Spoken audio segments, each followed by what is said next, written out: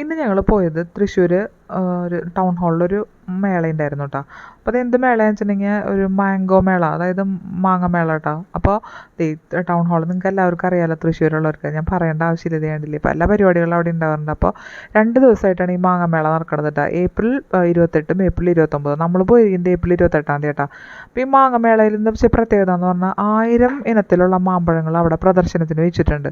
അപ്പോൾ പല കണ്ടോ, ഗുരുവായൂരപ്പൻ, അങ്ങനെ ഓരോ പേരുകൾ, ലോക്കലായിട്ടുള്ള പേരുകളെല്ലാം വെച്ചിട്ടാണ് നമ്മൾ ഇതിന് ഈ മാമ്പഴത്തിന് മാങ്ങയൊക്കെ കൂടിയിട്ടുള്ള 1000 ഇനങ്ങളുണ്ട് കേട്ടത്. അപ്പോൾ നമ്മൾ ചെല്ലുമ്പോൾ നമുക്ക് തോന്നി നമ്മൾ കണ്ടിരിക്കുന്നത് ചെറിയ നമ്മൾ കുറച്ച് മാമ്പഴങ്ങളല്ലേ കണ്ടിട്ടുള്ളൂ. അപ്പോൾ അതിൽ നിന്ന് വ്യത്യസ്തമായിട്ടും 1000 വെറൈറ്റികളുണ്ടോയെന്ന് പോലും അത്ര അധികം നമുക്ക് ഇതാവും, സർപ്രൈസ്ഡ് ആയി പോകും. നമ്മൾ അത്രയും ഇതുണ്ട് ഇതിൽ.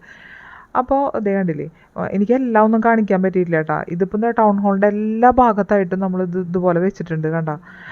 അതിൻ്റെ പേരും ആ ഇനത്തിൻ്റെ പേരും ഇതൊക്കെ വെച്ചിട്ട് നമുക്ക് വെച്ചിട്ടുണ്ട്. അപ്പോൾ എല്ലാ ഭാഗത്തേക്കും ഉണ്ട് കേട്ടോ ഇതിങ്ങനെ. പക്ഷെ നമുക്കിത് ഇവിടുന്ന് വാങ്ങിക്കാനൊന്നും പറ്റില്ല. നമുക്ക് ഇതിങ്ങനെ മാമ്പഴം ഇഷ്ടപ്പെടുന്നവർക്ക് അതൊക്കെ ഒന്ന് പോയി അതിൻ്റെ വെറൈറ്റികളൊക്കെ കാണാം. അപ്പോൾ ഞങ്ങൾ വിചാരിച്ചൊന്ന് പോയി കാണാമെന്ന് വിചാരിച്ചിട്ടാ.